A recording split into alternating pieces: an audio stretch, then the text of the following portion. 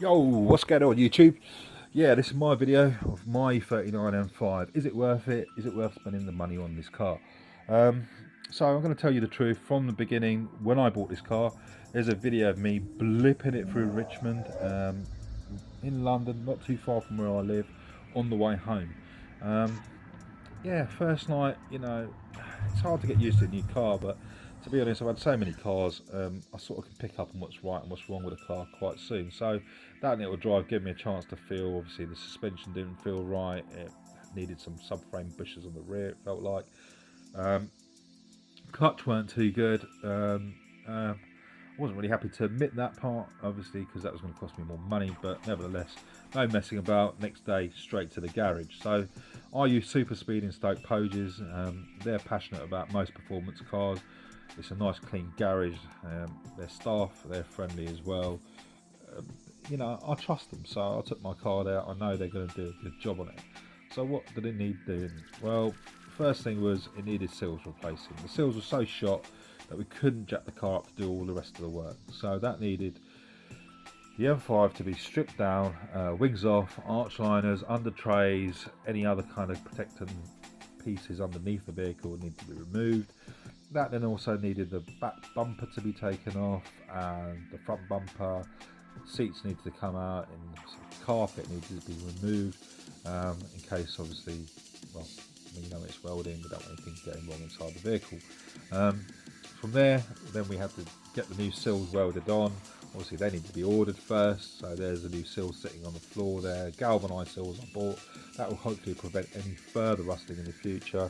And then cutting everything out, so anything that was rusty, Thompson's Welding, who I use for welding, they're mobile, local company. I like to use local people.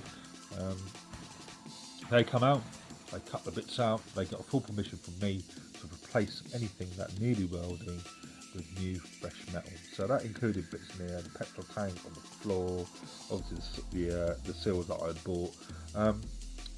The arches, they didn't need doing, the metal was pretty solid there, so I do body work as well for my part-time hobby, and I used to be a professional painter, so I was quite happy to save those, but anything else that was beyond repair had to be replaced, and it got us to a state where this vehicle is now, as I would say, rust free, but it isn't treated yet. So that's our next little big duty, is to get rid of that temporary stone chip that's been applied by the welders and get that into something that's a bit more original looking, and get that repaired. So once that was done, then Super Speed were there. They had to do their mechanical work, and that needed lots of parts replacing. So the rear subframe was out. Obviously we needed to change the rear brake bias valve. The rear bushings obviously needed to be looked at.